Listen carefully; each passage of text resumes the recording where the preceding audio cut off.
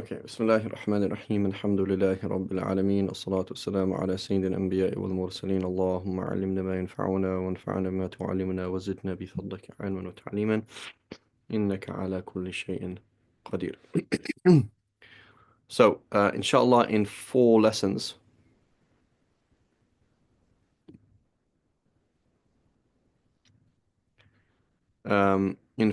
we're trying to go through a kind of a cursory overview of Imam al-Tahawiyya. I can't guarantee we're going to cover every single point, but basically the main things. Uh, two introductory concepts. So somebody writes something, they don't just write something for fun, right? So here this book starts, it says, this is a clear presentation of the Creed of Ahl-Sunnah al-Jama'ah. Number one, what do you mean by Ahl-Sunnah al-Jama'ah? And number two, why are you telling me this? Right? Why are you telling me what you believe? So that's the first question. What is the occasion for writing a book like this? Okay, so let's talk about that first of all. And then we'll talk about another discussion, which is what is Aqidah based on. So first of all, everything is based on need, right? A hadith, for example, somebody quotes a hadith for a reason. They don't just walk around quoting hadiths.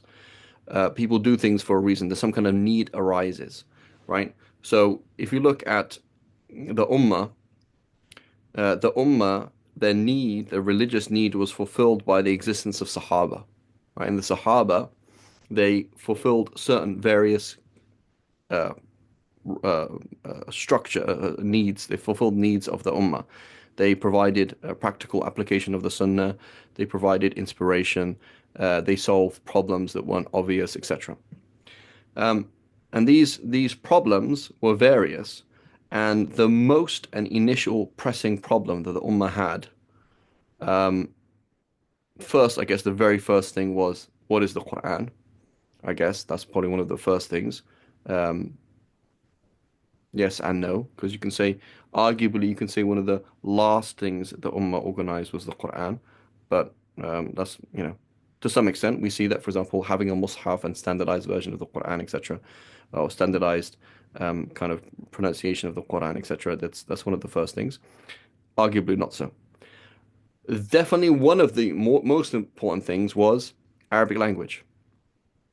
So the most basic um, key and doorway to revelation is Arabic language. So before creed was ever spoken about in any formal way, before hadith was ever spoken about in any formal way, before fiqh was spoken about in any formal way, before seerah, arguably, right, is Arabic language.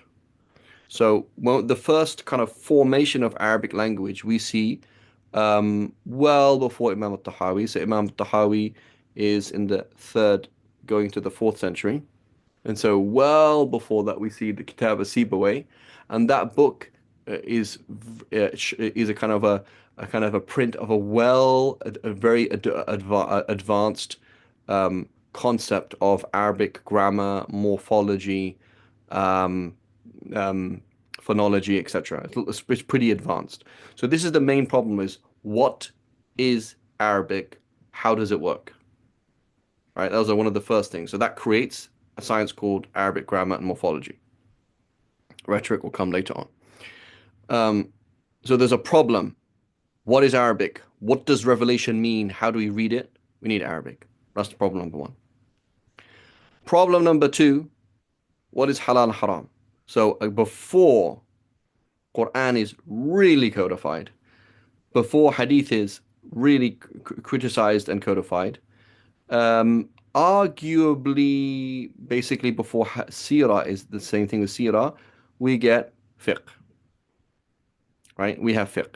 So the codification of fiqh and the development of the proto-madhabs, right? So those of you who listen to my lectures, particularly on the historical development of the fiqh and orthopraxy in Islam, we talk about the proto-madhabs, the madhabs that created the Hanafi school, the madhab that created the Maliki school, etc.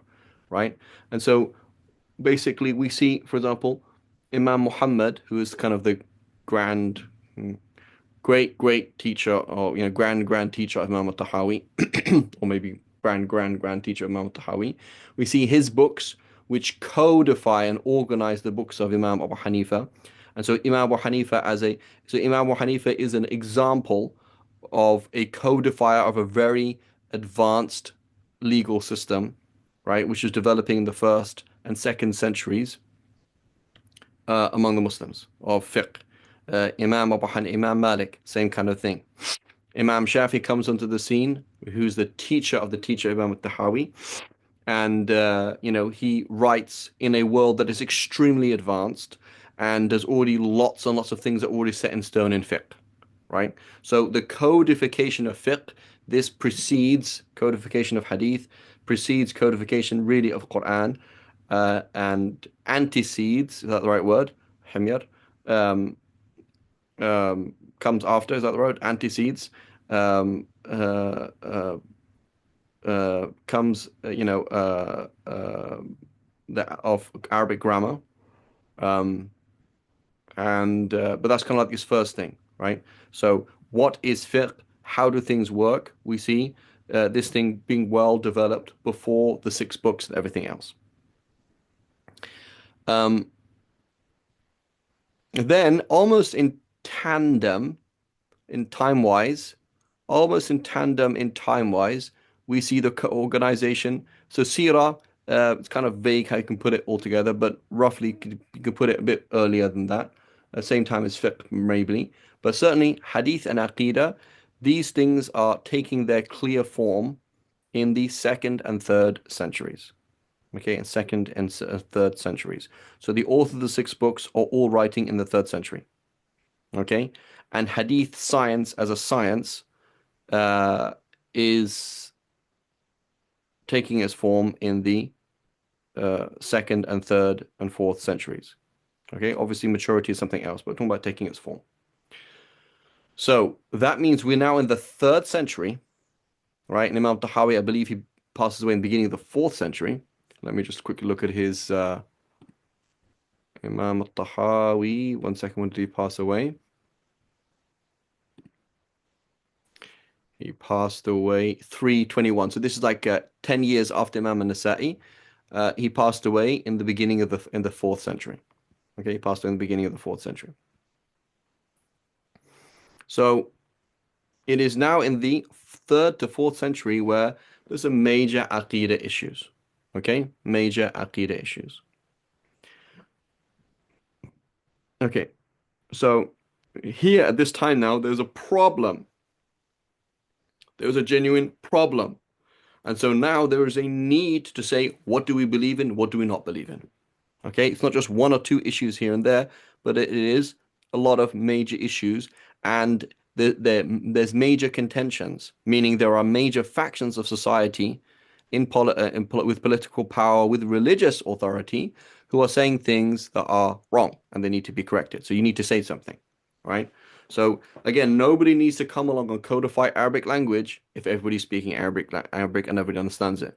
Nobody needs to come and codify fiqh if you know if there's no issue, if everything is clear, if all the answers are there. Nobody needs to codify and organize hadith if there aren't mistakes in hadith narration, if it's all preserved, if etc. And so this is what's happening here. Okay, so let's look at a quick. So let's look at quick. Just very briefly. We don't have time to kind of go every single thing, but basically we're going to see now this word. He's going to say this is a manifest. This is a creed of Ahl Sunnah wal Jama'ah. Okay, so Ahl Sunnah Jama'ah means two things. It means Ahlul Jama'ah and Ahl Sunnah. Okay, so what does Jama'ah mean? It means, again, we don't have time to go with all of these discussions because it's just too many. But it means that during the time of the rule of Sayyidina Ali and the fitna, the civil war between Sayyidina Ali and Sayyidina Muawiyah, that we are jama'ah, meaning what? We follow the majority, right? So we don't have time to go through everything, but basically there were three political and three theological approaches to the problem between Sayyidina Ali and Sayyidina Muawiyah. And then thereafter between Bani Umayyah, the Umayyads, and Ahl Bayt. Three approaches. Approach number one, Sayyidina Ali is right because he's from Ahl Bayt. Sayyidina Ali should have been the Khalifa, and he should be given loyalty unconditionally because he's the Khalifa. And when he passed away as being wronged. And Ahl Bayt, the people of his family, Hassan and Hussein, and their descendants after them should rule them. And it's very sad, and they've been oppressed. And it is our obligation to make sure Ahl Bayt gets reinstated. It's a bit more complex than that, but that is one group. They're called the Shia of Ali, right? So the Shia as opposed to the Jama'ah, the group, the small group versus the big group. Uh, that's response number one. Response number two, fight everybody who is wrong. So these are what's called the approach of the Khawarij, the people who killed Sayyidina Ali. That Sayyidina Ali did not exercise his absolute role as Khalifa and thereby did something haram and thereby left Islam and therefore should be killed. And we have to keep killing all bad people and instate good people. Okay? So anybody who does sin does major sin is a kafir and they are not Muslim. And so we need to establish a utopian world ruled by good people, and only good people should rule, and we should not have bad rulers who commit major sins because they're kuffar and we have to kill them. So that's the position of the Khawarij, all right, the Khariji mentality, and this obviously by its nature continually breaks into multiple factions, right? So that's just by its nature. So so we have Shia, and then we have the Khawarij, and then we have Jama'ah. Jama'ah is stick to the group. It is sad that Sayyidina Ali was killed. However, now Sayyidina Muawiyah is in charge. We keep going. It is sad that we have Yazid ibn Muawiyah in charge, even though he doesn't really seem that amazing. But we just keep going, right? It's very pragmatic. So this is the Jama'ah group, right? Jama'ah. So we have Jama'ah, and then as opposed to Shia and Khawarij. Shia initially having just political views about Ahl Bayt and among other things, and the Khawarij, the idea that a major sin takes you out of Islam and you have to continually fight against the kuffar, i.e. the sinful people, until we have rule is given to the righteous people. And then because obviously they disagree on halal and haram, they're obviously going to disagree and start killing each other non-stop, and so they're going to have lots of groups and subgroups, etc., etc., etc. So that's Jama'ah. Now Jama'ah breaks into various different groups as well. Okay? The Jama'ah breaks into various different groups as well. One group, which is not really a group of Islam, but is to one extreme, which is called the Falasifa.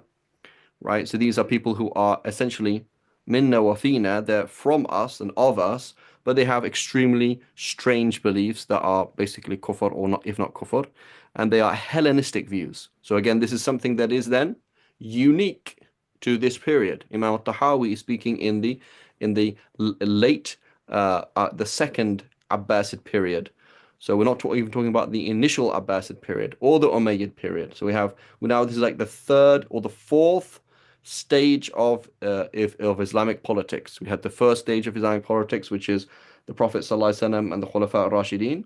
And then we have the second stage, which is the Umayyads, that was the last time that the Ummah was ever united, right, until the year 131 Hijri. And then we have the Abbasids, the stage one and stage two. He's in stage two of the Abbasids.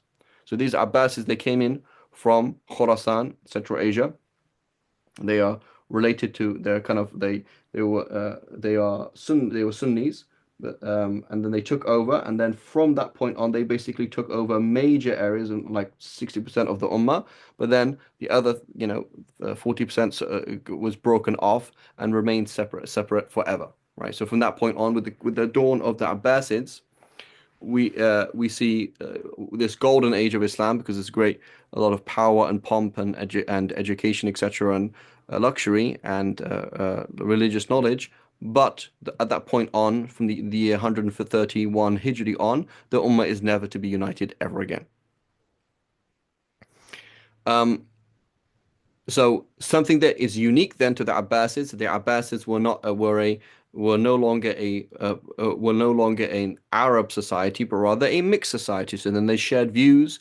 They listened to they had Indian culture, Persian culture, and more importantly, Greek culture coming in, Greek culture and philosophy coming in. And so we had what's called the falasifa.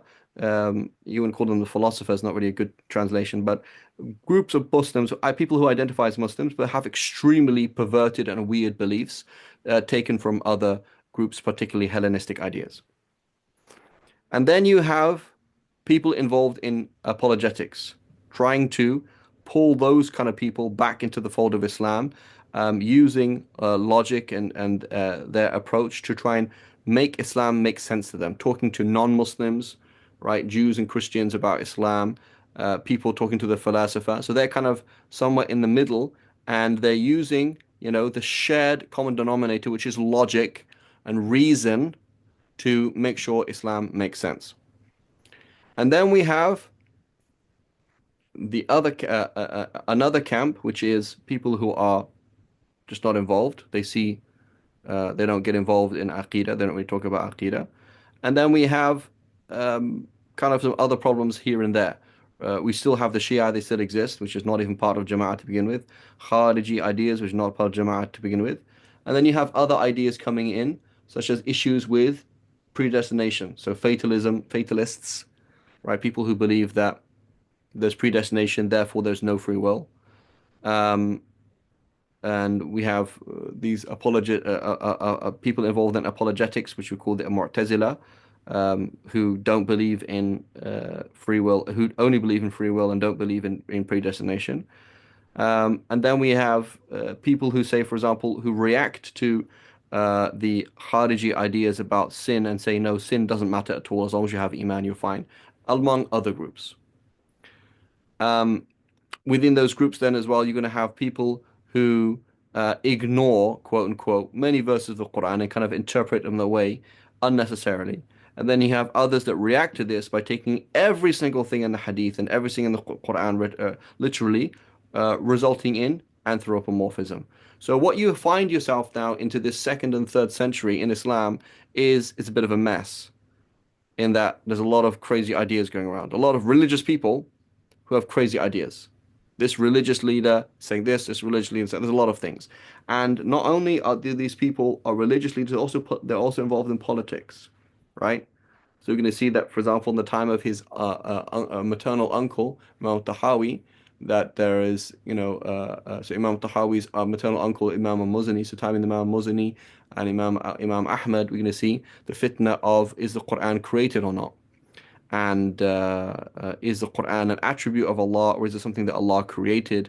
Is it something that came into existence? And how the Mu'tazila, these scholars involved in apologetics, have kind of taken over and merged deen with politics and have used that to have people tortured and silenced, etc., etc., etc. So it's quite a time of turmoil. And this turmoil will continue for about another 200 years after Imam al-Tahawi, until approximately the 6th century, where the Mu'tazila will be silenced eventually, and they won't really exist anymore.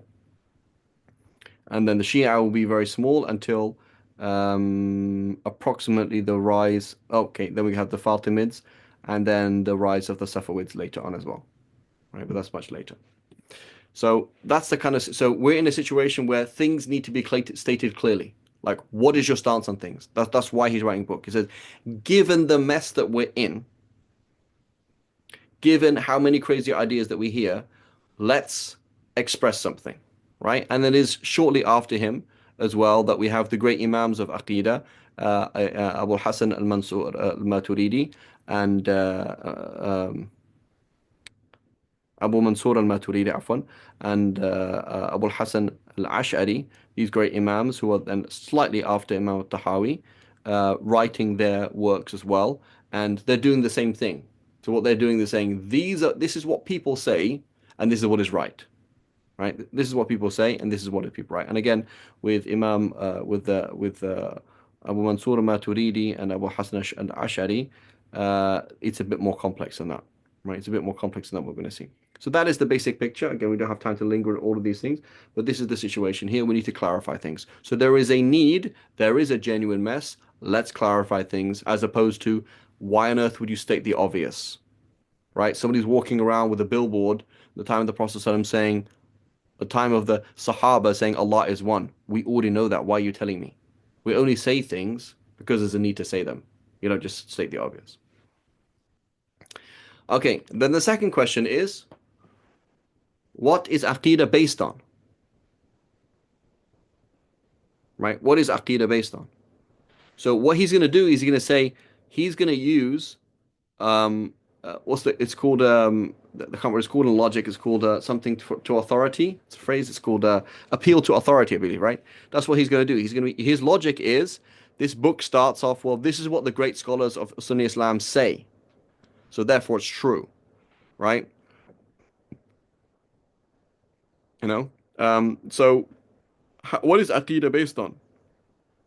Is Aqidah based on what somebody else says? Is Aqidah based on the Quran? Is it based on Hadith? Is it based on the mind? What is it based on?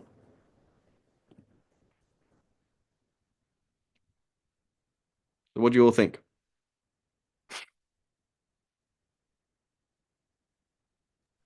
Well, their Uh, basis is Quran and Sunnah, right? But there are different. There's also like like the Shara'i aspect, the Aqli aspect as well. Okay, so what? And So okay, first question. When you say I believe, what do you mean by I believe? You say I believe in this and I believe in that. so it's based on your ijtihad, but I mean, we're not mujtahids, but I would say that the aqidah is based on the sunnah, the Quran and the sunnah and the ijtihad of the ulama that came before. Okay. So Hemir, when you say, for example, I think that God is one, do you think that God is one, or do you know that God is one? You know. You know. Okay. So this is a key thing. When we talk about fiqh, we're talking about things that we know and things that we think. Right? So in which case there's ijtihad, right? I don't know whether or not witr is obligatory. I do ijtihad, I come to the conclusion that it is or it isn't, right? So Imam Malik, he comes to the conclusion that it is not obligatory to pray witr, but he doesn't know that it's not obligatory. He just thinks it's not obligatory. And if you asked him, do you know that? He says, no, I don't know that. I just think that. So fiqh is based on I know and I think. Aqeedah is not based on I think. Aqeedah is only based on I know. So when you say it's based on ijtihad, it's not really true because it's not based on my ijtihad or anybody else's ijtihad. And it's not based on my ijtihad, nor is it based on my taqleed of anybody else's ijtihad, if that makes sense, right? And so, Is that why it's called school of thought? uh, school of no, that's just the English translation. When you say like a madhab, you say school of thought. That's just an English translation. So madhab means opinions that are adopted. That's what it means in Arabic, right? You say dhahaba ila kada, that means he adopted that opinion. It's not. But the point is, in fiqh, you say, right, fiqh is based on I knows and I thinks, whereas aqidah is not based on I thinks. It's only based on I knows, right? So when we say aqidah, is a list of things that you know. So there's no room for ijtihad in it, right? There's no room for ijtihad in it, right? And so it is only based on things that are qat'i, things that are categorical. Meaning, here's a verse of the Quran. This couldn't not have been said by the Prophet ﷺ, nor could it have not been meant in any other way. Or here's a hadith. This hadith couldn't not have been said by the Prophet ﷺ because it is mutawatir, it's mass transmitted. And it is qat'iyyat dalala. It couldn't not have meant what I think it meant.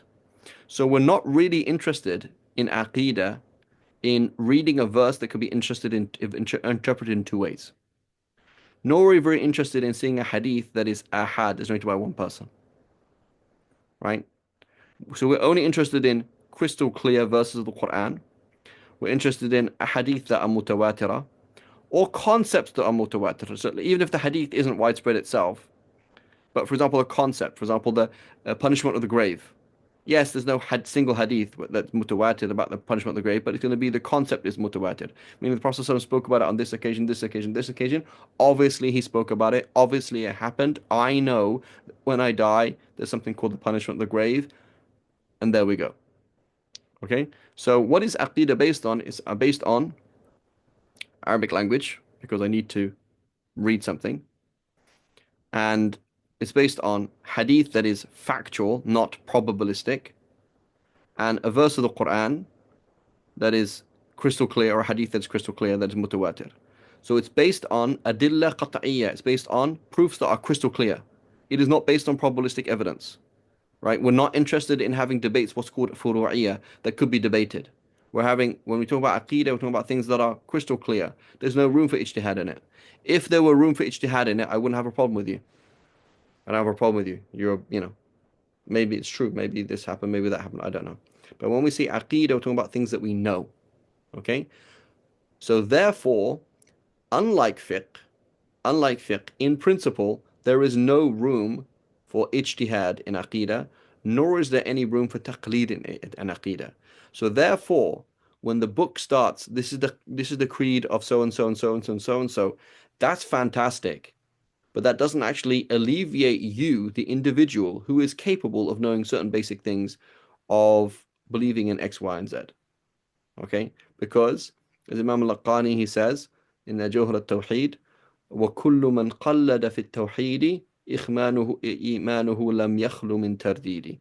Right? Every single person who does taqleed, you say, I believed it because Imam Abu Hanifa believed in it. I believe in it because Shaykh Hamid believes in it. Right? إِيمَانُهُ لَمْ يَخْلُ مِنْ تَرْدِيدِ. His iman is always shaky. Right? So, you could do taqleed and things like, can you please translate this hadith for me? Because I can't read Arabic. Or could you please tell me what this says? Or could you please tell me what that says, etc. Right? So there could be a level of taqleed in that. But otherwise, when we're talking about aqeedah, we're talking about things that are so widespread and so well established that there's no room for you to follow somebody else or you to have a different ijtihad about it. Right? It's not an issue like that. Right? So so learning aqeedah then is a bit like learning math. Right? So you're sitting there and you're like, okay, 2/10, 2/10, simplified fraction. And it's like, okay, is it the same as a third or is it the same as a fifth? And you're like, and then they break it down for you. So they take you through the working, and if you understand the working, there's no taqleed anymore. You're not just copying them. You're not saying it is true because the teacher says it. It's like, I know now that 2/10 is the same as 1/5. It's the same concept. 2 of something divided into 10 parts is the same as saying 1 of something divided into 5 parts. And the reason is this, because this is what a fraction means. So there's no taqleed in it. So when we study aqeedah, we're not really learning. We're just learning how to think. We're just like learning how to do maths, right? Yes, you might learn some facts here and there, but that's not really what we're doing. Does that make sense? Yes. Hamira, makes sense? Yes, it makes sense, Sheikh. Jazakallah khair. So Sister Lavia, is it the same for all the former dhahib? Yes, in that there's no room for disagreement. So in a madhab, we're talking about things that are debated. So there's no room for debate. Does that make sense? Yeah. Okay, khair. So that said, it is nice to have somebody present something to you that may be right, may be wrong, right? Who is a scholar, right? So Imam al-Tahawi, he's saying, by the way, let's look at the mess that we're in and all these different people. Let's look at an authority that most people accept. Let's look at these great scholars, people like Imam Abu Hanifa, like his students, Qadi Abu Yusuf, like like Imam Muhammad. These people are amazing. What did they believe in, right? And here's basically a summary of that. So he says, we say concerning divine oneness and believing in the guidance of Allah and that Allah is alone without partner. There is nothing like him, and there's nothing that can weaken him, and there's nothing worthy of worship but him. and he is eternal without a beginning and enduring without end. He will never perish nor come to an end.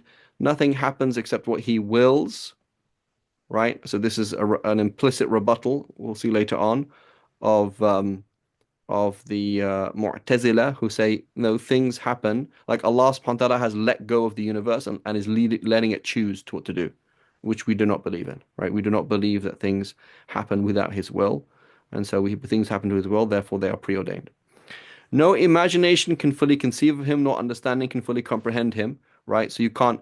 So an anthropomorphist, somebody who believes that Allah subhanahu wa ta'ala is like us in that he has body parts and in that he's a humanoid, a kind of a giant, a humanoid, then this is not true at all, right? لا تبلغه الأوهام.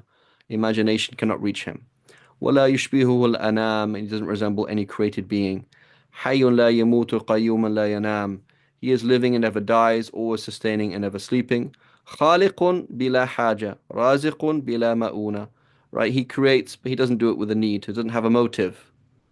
Right? That's a need. He has a motive. Why did Allah do that? I.e., what was Allah lacking that he needed to do this? That's not a real question. So, And but if one asks that question with the like, what's the wisdom? That's fine, right? what's the wisdom? Yeah, what's the wisdom? But when you say why did Allah do something, for what? Right? There's nothing to achieve. Right?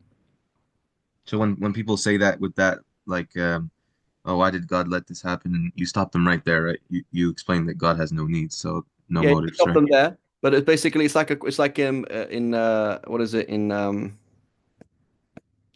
what's the book Catch Catch 22 is called. Um, that's the book, right? Hamir, Catch 22. Pretty sure that's the. I'm not sure. I never read it. Okay, I'm pretty sure it's Catch 22. Anyway, that's the phrase Catch 22, right? I'm pretty sure yeah, it's Catch 22. So anyway, in it, there's somebody who's somebody who's insane, right? They're being educated in the U.S. Army about World War II and who's Hitler, da da da da. So there's a man who's insane, right? Um, and so he asked a question like, when is Germany? Like, so that's a question of an insane man. When is Germany? Germany is a place, not a time, nor is it an event, right? So the person's insane, meaning the question and the thing he's asking don't really connect. Like, what is Hitler? Why is Hitler? That's not a question. Like, when is Germany? That's not a question. So when you say, why did Allah do that? Yeah, there's an assumption there that you're putting Allah. It's just like when you ask, where is Allah? You're putting Allah as an object. You're saying, assuming Allah is an object and He has a fixed location, then where is He? Right? That's a question, but that doesn't make any sense. It's because He's not in space and time. So similarly, when you say why, it's indicative of a misunderstanding of something. Yeah. So He doesn't create things because He needs something, nor does He.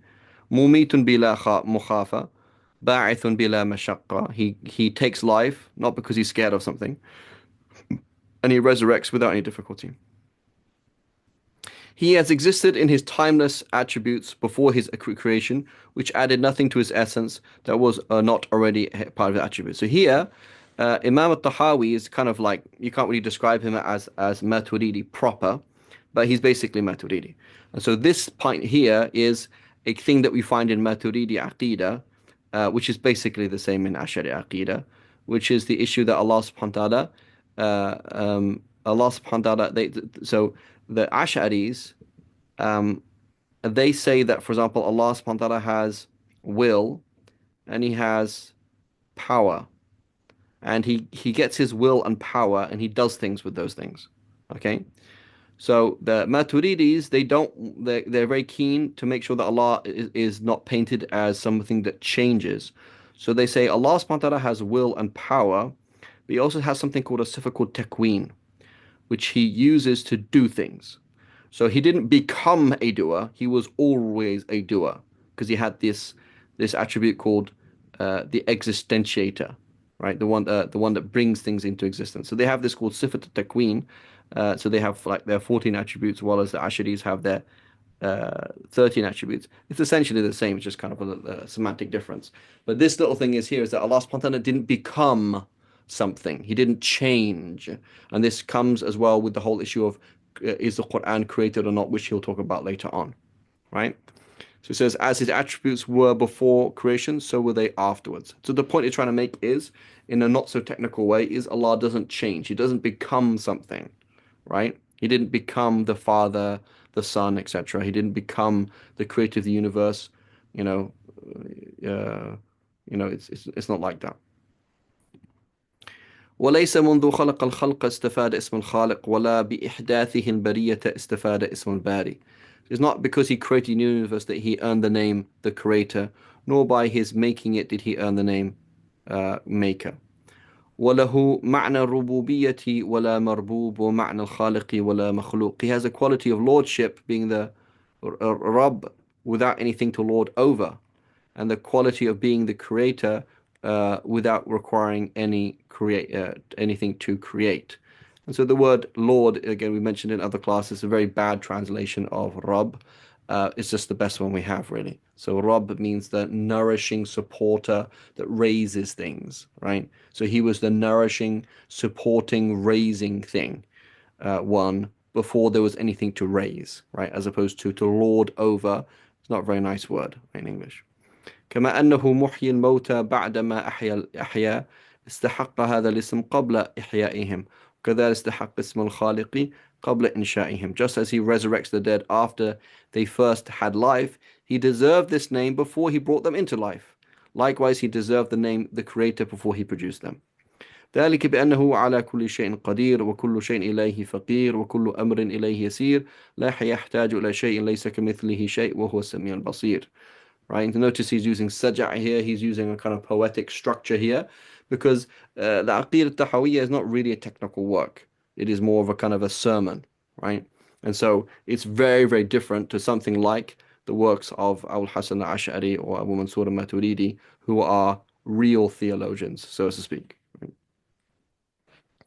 This is because he has power over all things, and all things are in need of him. Every matter is easy for him. He has no need of anything. For their quote from the Quran, there is nothing like unto him, and it hears the hearing and the seeing. خلق الخلق بعلمه وقدر لهم أقدارا. He created the universe with his knowledge, right? And he decrees every single thing, i.e. in contradistinction to the Mu'tazila, who say there's no such thing as. That was one of the first bid'ahs that came into Islam, was the whole problem of, free will and predestination. وضرب لهم آجالا, and he set for them lifespans. ولم يخف عليه شيء قبل أن يخلقهم وعلم ما هم عاملون قبل أن يخلقهم. Nothing was hidden from him before he created them, and he knew what they would do before he created them. وأمرهم بطاعته ونهاهم عن معصيته, and part of his attributes of kalam, right? And this is part of his attribute of kalam, of his speech, is that he commanded them to obey him, and he forbade them to disobey them, while knowing that they wouldn't obey. وكل شيء يجري بتقديره ومشيئته ومشيئته تنفذ لا مشيئة للعباد إلا ما شاء لهم فما شاء لهم كان وما لم يشأ لم يكن. Everything that happens is only according to his decree and will.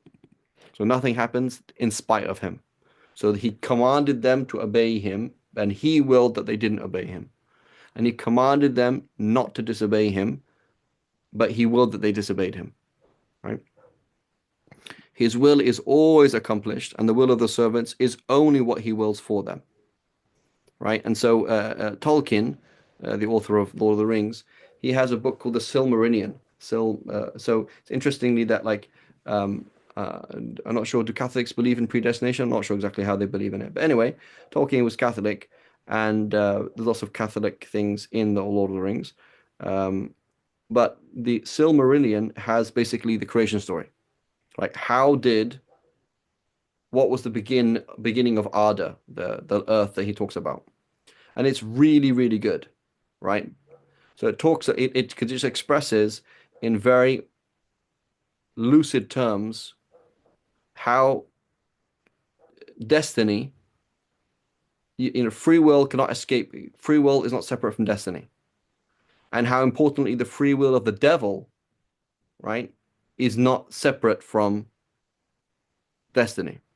That the shaitan is of the junoon of Allah, is of the tools that Allah subhanahu wa ta'ala uses. There's nothing the shaitan can do to escape, and the shayateen on earth and the enemies of Allah, they can't do anything to frustrate Allah's plan. It's impossible. Everything they do is part of Allah's plan. Right? And so if you read that in the beginning, when he talks about the creation, it's very, very eloquent the way he kind of puts it together, and it's a really nice presentation, right? Sometimes, we find somebody presents something in artistic form and it just really hits the nail on the head, right? So it's called the Silmarillion by Tolkien, and in the beginning of that he talks about the creation. It's interesting. Whatever he wills for them comes to be, and whatever he does not come to be. يهدي من يشاء ويعصم ويعافي فضلا ويضل من يشاء ويخذل ويبتلي عدلا. He guides whomever he wills. So again, the Mu'tazila, they said Allah subhanahu wa ta'ala is like, Allah subhanahu wa ta'ala guides everybody, but they just don't listen. Right? وَيَعْصِمُ, and he protects and secures from as a grace. So they said, the Mu'tazila, they said Allah subhanahu wa ta'ala is personally obliged to do what is in our interest, like he has to help us out. That's why he has to send prophets. That's why it's logically necessary that a lot of prophets should be sent. Therefore, you kuffar or Christians or Buddhists or Jews or whatever philosophers, you should logically believe in a prophet. So this is where you go wrong, right? Where you start getting involved in apologetics and you start using ammunition that is not actually right, And just as an example, you're talking to somebody about polygamy, right? And you say, obviously, logically, it would make sense because of this, this, this, this, this. That's not actually true, right? Like there's no logical reason why polygamy is halal. If that were the case, then if any prophet forbade it, then he would do something wrong. So if it's true, Allahu Alam, that it was forbidden during the time of Sayyidina Isa, then Sayyidina Isa would be doing something wrong. So the answer is polygamy is halal because Allah subhanahu wa ta'ala has made it halal. We might find some wisdom in it, but ultimately it is halal because He has made it halal. Not that it is logically good. Right? Homosexuality is not logically bad. Homosexuality is bad because Allah has forbidden it. If Allah made it wajib, it would be good. Right? So this is theocentric ethics, right? Theocentric ethics, right? And it's well demonstrated in the story of Ibrahim alayhi salam, when he's told to slaughter his son, right? So had he gone ahead and done it, he would have done something good, right? Clearly, that is not a very nice thing to do. And there is no clear logic in that, right? Rather, he did, so logic has a role in aqidah, right? It doesn't have a role in what Allah has told you to do because you don't have the means to identify with your mind what Allah wants you to do. The mind alone cannot tell you what Allah is going to do or wants you to do. You don't know that. The mind doesn't tell you to pray 5 times a day. The problem is when you're talking to people who don't believe in your revelation, you try and make your revelation make sense to them by using logic.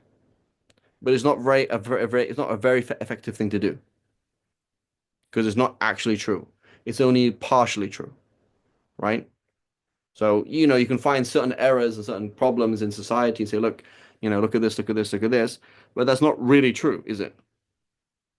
Like if Allah subhanahu wa ta'ala made alcohol halal and allowed us to get drunk and we all got into fights and did stupid things, then it would be okay. Right? So it's not true to say that alcohol is logically immoral. Drinking alcohol is logically immoral. Or that praying 5 times a day and putting your head on the ground is logically necessary. Because logic is not the thing that we're worshipping Allah. Right? So it's an important concept. And so Allah subhanahu wa ta'ala chooses to guide certain people and He chooses to send other people astray. That's why we say ihdina as-sirata mustaqim, because it is in Allah's hands. Right? So the Mu'tazili sees that it's your problem. You messed up.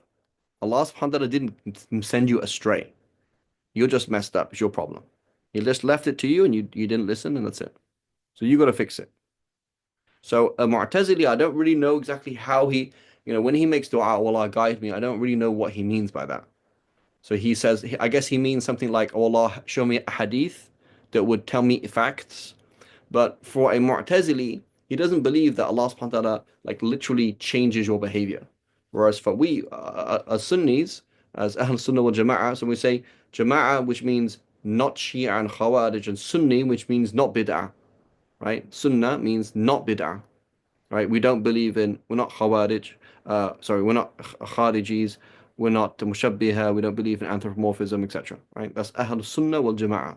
So you could argue, make it Ahl Jama'ah was Sunnah. That's what it means, right? Um, so when they make dua, they're not really asking Allah to guide them because Allah's not really going to guide them. Allah's let them choose. But for us, we know that Allah, وَمَا تَشَاءُونَ إِلَّا يَشَاءَ Allah. We only will if Allah wills, right? And so we for us, we take the means to be guided, but at the same time, we're like just in peril. Allah, please help me, right? Like there's genuine, like fundamental need, right? Like I need your help to be guided. I can't do this myself. وَلَا تِكِلْنِي إِلَى نَفْسِي طَرْفَةَ عَيْنٍ, right? So the whole concept of Ahl Sunnah is just pouring out of every verse and every Quran, every hadith, right? And it's not something again that has to be explained by this hadith or that verse. It's kind of obvious. He humiliates. It's not really humiliates. يخذل. He forsakes. Right? ويبتلي عدلا. He يخذل. He leaves him in the lurch. خذلان. Allah doesn't give you the tawfiq to pray on time, to avoid sin. He leaves you in the lurch. Whoever adla, so Allah subhanahu wa ta'ala guides whoever he wishes, not because he has to, but because he can and it's nice. And he leads people astray, not because that's bad for him, just because he can.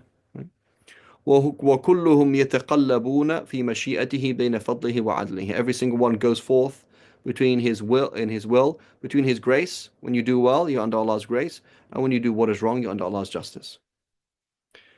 وَهُوَ مُتَعَالٍ عَنِ الْأَضْدَادِ وَالْأَنْدَادِ. He doesn't have opposites and partners, unlike the Persians, for example. There's the good God and the bad God, right, for the Zoroastrians, or something like that. There's nothing equal or anything like that. ولا راد لقضائه ولا معقب لحكمه ولا غالب لأمره. None can repel his decree, amend his judgment, or overpower his command.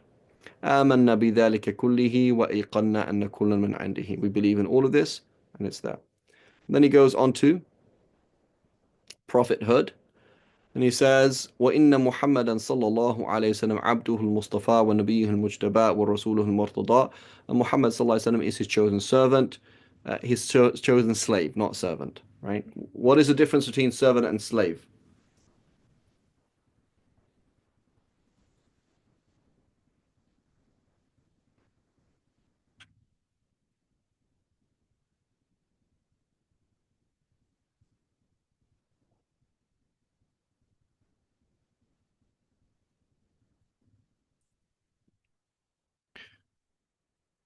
A slave is owned, okay? Faiz, you've heard of a mazdur? You heard of that word? Mazdur? Yeah, in Farsi. Yeah, what is that? Muzdur means slave, right? So do you own that person? Could you sell that person to somebody else? Um, in the Farsi language, they're kind of the servant and slave. I mean, if you have a muzdur, they basically work for you. So yeah, it's a slave essentially, but they're Okay. also serving you at the same time. Like a muzdur Okay. would bring So you they have works. their own money. No, They don't have their own money. I don't think so. No. Okay. So if you go there, what you'll find is this person is extremely low level. That's true. They might live in your building, your house, etc. But they do essentially have their own money. Okay. So this person doesn't have much money, but it's his own money. You're going to be paying them, but not much. Okay. Part of the work will be as part of the work. The payment will be, for example, housing. Part of the work payment will be, for example, the fact that you feed them, etc. Right?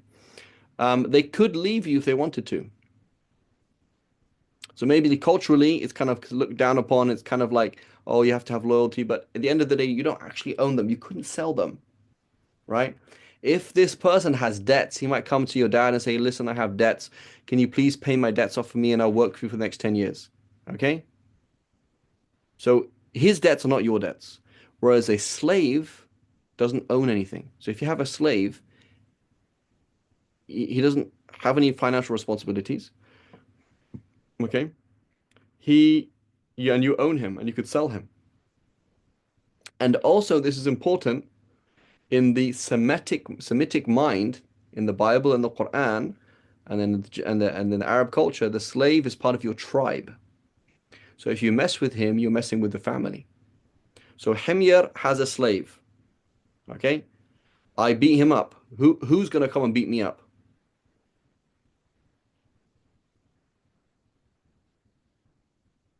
Himyar. Himyar and his whole tribe. Right? He's called a Mawla from the word waliya yali, to be close. Right? The Mawla of this tribe. Okay, you're messing with the whole tribe. Okay, so he's part of the tribe of Himyar's tribe. Right? In Islam, for example, Hamida sets her free. There's a slave. And now she wants to get married and she doesn't have any family. Hamira's family will marry her off because she's part of that family. She dies with no heirs. Hamira's family will inherit from her, right? So this part of that family. Her son uh, uh, uh, trips up and kills somebody. Hamir's family will pay the blood money because they're part of that tribe. So when you say slave of Allah, there's quite a lot of concepts in there. Allah owns me. I'm part of Allah's tribe, metaphorically, of course. And if somebody messes with me, they're messing with Allah, essentially not with me. I don't have anything to pay for. Allah pays for it, right? I don't have any responsibilities. I'm not being asked to do anything. And all I'm told is worship Allah. Do ibadah of Allah. Work on your slave relationship with Allah subhanahu wa ta'ala, which is do what He told you to do. That's all. I'm not responsible for anything. Right? So the Prophet ﷺ, he said, "O slaves of Allah, ya ibadallah, la tadribu ima Allah." Don't beat the female slaves of Allah. So just like you are a slave of Allah, your wife is a slave of Allah. If you beat Allah's female slave, He's going to be angry with you, because it's like beating His daughter, right? The Prophet ﷺ, he said, that Allah subhanahu wa ta'ala is ghayur, He has ghayrat, and He has his. So the word, and by the way, hamir is not ghira, it's ghayra. Right, a lot of Arabs say ghira, but it's ghayra. I learned that from Farsi. The word is, it's not, it doesn't have a kasra, it has a fatha, ghayra. So he has jealousy. Of his jealousy is that he doesn't like it when his female or male slave commits zina. So again, in the Western or the American concept of slave, why would you care if your slave's bad morals have nothing to do with you? Whereas in the Semite mentality, it's part of your tribe, right? In the Old Testament, Abraham is to circumcise his sons and the sons that he buys. So if he buys a boy and becomes a slave of his, he's going to circumcise it because that is now also a Bani Israel. The slaves of Bani Israel are also part of Bani Israel, right? So a lot of things in this. When we say servant, it's very different, right, to slave, right? Exactly. So slavehood in Islam is far more privileged than the status of slave understood in the States. Exactly. Because slavery in the States was like an animal or worse than an animal, right? Whereas it's not the same. Right? Like Aisha radiallahu anha, she was going to buy a slave, but the family that was that they were going to buy that slave said, but we want her loyalty. They're called the wala. We want her loyalty. So the Prophet said, you can't do that. Wala is a thing. The loyalty is only a thing that if it's for the person who frees the slave. So if they haven't freed the slave, they don't get it. Right? So what did they even want? Like, what does that even mean? Like, imagine translating that hadith 150 years ago in America. Like, what does it even mean? I want the loyalty of my slave? That's not a thing. Because it's just an animal. Right? Whereas that's not what it was in the Jahiliyyah. It's not what it was for the Semites. Right? A slave is part of your tribe. Right? And just as you want as many sons as possible because manpower is important, you want as many slaves as possible because manpower, right? There, right? So that's the whole thing. You become a client of a tribe by joining that thing. Anyway, so he is the slave of Allah, not the servant of Allah. his selected prophet and his messenger with whom he is pleased. وأنه خاتم الأنبياء وإمام الأتقياء وسيد المرسلين وحبيب رب العالمين. He is the seal of the prophets, the last, there's none after him, the leader of the righteous, the master of the beloved of the messengers, and the beloved of the Lord of the worlds. كل دعوى النبوة بعده فغي وهوى. Every claim to prophecy after him is falsehood and deceit. وهو مبعوث إلى عامة الجن وكافة الورى بالحق والهدى والنور والضياء. He has been sent to all of the jinn, entirety of humanity, right? He's not just a prophet to the Arabs, with truth, guidance, light, and illumination. القرآن كلام الله تعالى ليس بمخلوق. So it says, وَإِنَّ الْقُرْآنَ كَلَامُ اللَّهِ مِنْهُ بَدَا بِلَا كَيْفِيَّةٍ قَوْلًا وَأَنزَلَهُ عَلَى رَسُولِهِ وَحْيًا وَصَدَّقَ الْمُؤْمِنُونَ عَلَى ذَلِكَ حَقًّا وَأَيْقَنُوا أَنَّهُ كَلَامُ اللَّهِ تَعَالَى بِالْحَقِيقَةِ. So this is a kind of a whole problem, a whole issue, right? Is that when Allah tells us to do things and tells us not to do things, when Allah subhanahu wa ta'ala spoke the Torah and spoke the Injil and spoke the Quran, is that like us speaking in that my speech is not me? So my speech is like a footprint. My footprint on the ground is not me. So is that the same as what we mean by Allah's kalam? The answer is no. Right? So he doesn't explain it in detail. And but he said the Quran is the word of God, the speaking of Allah, you could say. It originally came from him without ascribing any modality. So what does modality meaning? For example, right now, how do I speak? I speak by making sounds. I communicate by writing images, vibrations, whatever it is that you do. So what vibrations were there? What series of sounds? That doesn't happen. Allah subhanahu wa ta'ala's speech is beginning, is eternal. It's not in time. It is not sounds. It's not images. It's not vibrations. It's not this. It's not that. It is something else. Right? And again, this is not the book to talk about it in depth, but that's all we need to know.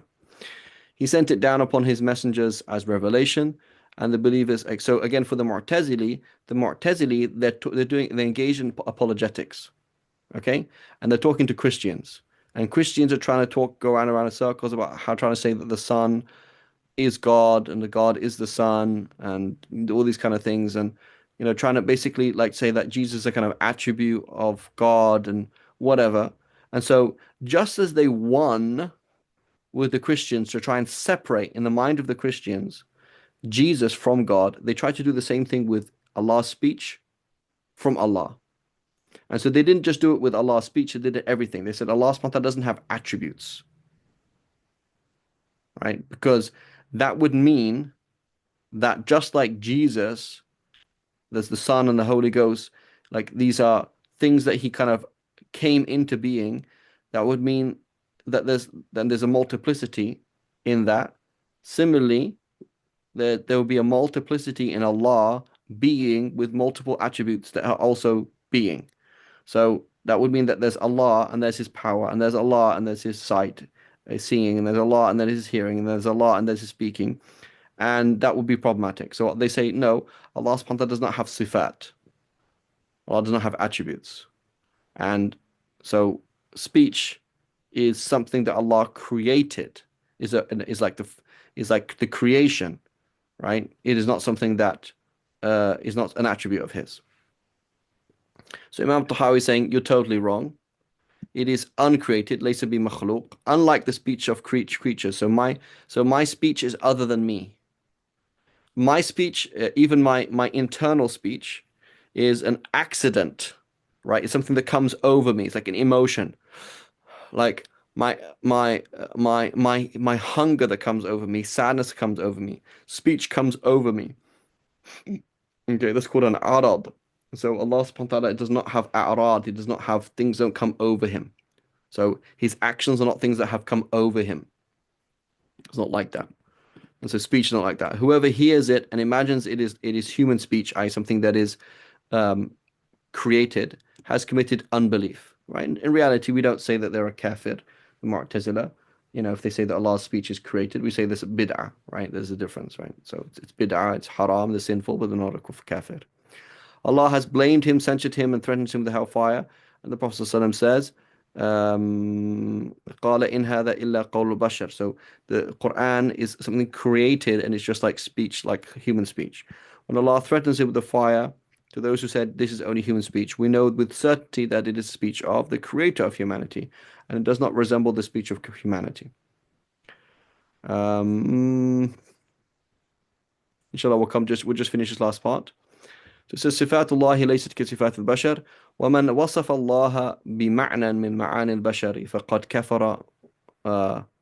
من أبصر هذا اعتبر وعن مثلها قول الكفار إن زجر وعلم أن الله بصفاته ليس كالبشر. So whoever describes Allah with the same qualities as human beings has committed unbelief. So there's two types of tashbih. There's two types of anthropomorphism. Anthropomorphism, when you say Allah is like us. Allah has a hand like me. This is kufr. When you say, for example, as opposed to Allah has a hand, but it's totally different and I can't describe it. It's not like ours. This is bid'ah, but it's not. This is not kufr, right? Allah has a body, but it's not like ours. It's a kind of different kind of body, right? So that's bid'ah, but it's not kufr, as opposed to say Allah has a body like ours or something like that. Many of these things are, again, very, very, very, like, I mean, when you say it's not kufr, it's if not kufr, it's 99.99% there, right? Whoever grasps this, some of these things that are not kufr, just by grace, by dint of the fact that people are dumb enough to say things, right? And that they're basically because of their lack of intelligence that we don't call them kuffar, but otherwise the lazim of what you're saying, what is implied by what you're saying is kufr, right? Whoever grasps this will be careful and restrained from the likes of what is said by the unbelievers, and he knows what the attributes of Allah are unlike those of human beings. And inshallah, so then we'll talk about then how is it possible to see Allah if Allah is not a body like us? How is it possible that Allah subhanahu wa ta'ala has told us we will see him? And how does it work? We'll talk about the three madhabs on seeing Allah subhanahu wa ta'ala next week.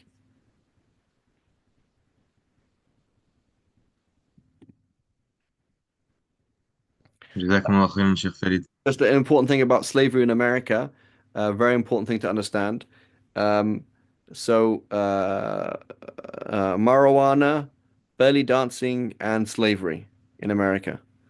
How are they all connected? Where does belly dancing come from?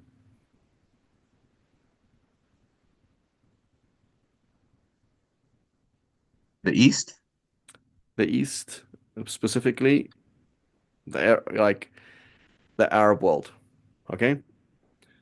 So we invented that. Muslims invented that. Okay? Marijuana. So marijuana, I think, originally comes from Mongolia or something like that. But one of the words for it in Arabic, in English, is what? Weed? Hashish. It is, what was it? Okay, weed is, with the other word, hamyar is? Hashish. Hashish, Grass. right? So that is Arabic. Why does it have an Arabic name?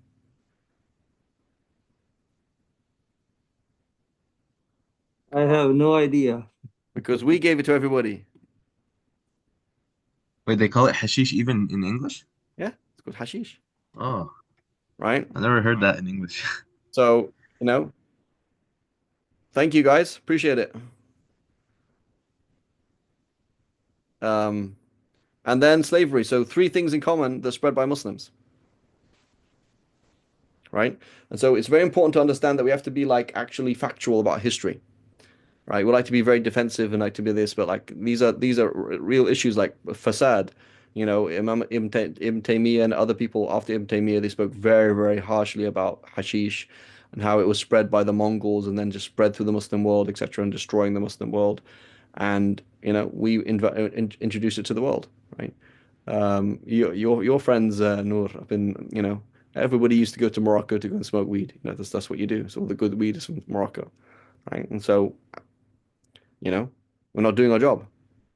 And then when it came to slavery, right, major sources of slavery was Muslims going down into kind of southern Western Africa, using jihad for the sole purpose of getting slaves. Right? So slavery should be an accident of jihad. right? It should be an accident of jihad, not a goal of jihad. So then there's an issue then of selling slaves, including Muslim slaves, to non-Muslims. So either knowing how they're going to be treated, or there's the fiqh of that in itself. So again, there's a major, ball dropping, whatever the phrase is, dropping of the ball from Muslims when they eventually knew what's happening to these slaves, and they were a major part of it. So the Muslims dropped the ball. They should have been people who said, no, we don't do this. We don't sell our slaves to, I believe in the Hanbali school, you can't even sell your slave. Just like you couldn't marry your daughter to a kafir, you couldn't sell your slave to a kafir, right? Like you can't. It's kind of like giving him one up on you. You can't do that. And so, and there's other issues as well, like selling Muslim slaves to, you can't do it. Definitely can't sell a Muslim slave to a non-Muslim, that's for sure, and other issues as well. So, uh, are all Muslims bad and responsible for all problems in the world? No. Are some of the evils of the world caused by Muslims? Yes, right? And it's important to understand that. Hang on a minute. That was us to some extent, right? There was one very white man, kind of proper redneck. He said this. He said, I don't feel sad for black people. It's because black people enslaved black people and sold themselves to us. There is some truth in that. Obviously, that's totally false because that means that, you know, what has, there's major racism and major kind of errors in morality there. Um, but we as Muslims, we have to understand that, you know, we cause a lot, we have caused problems because we don't follow our deen, you know. So it's not that our deen causes problems, but because we don't follow our deen, we cause problems in the world, you know. So there shouldn't be that footprint. Why is there an Arabic word associated to marijuana, right? Why? Where did this come from? That come from? All these, so many different things, um, you know. So may Allah protect us and forgive our forefathers who erred, and make them, make it, inshallah, their progeny or our progeny be people who correct some of the mistakes of our forefathers. So I'm not trying to say Islam is bad, but I'm trying to say that, it's important to understand that. So an assassin is from that. Assassin, hashashin. That's from assassin. Right?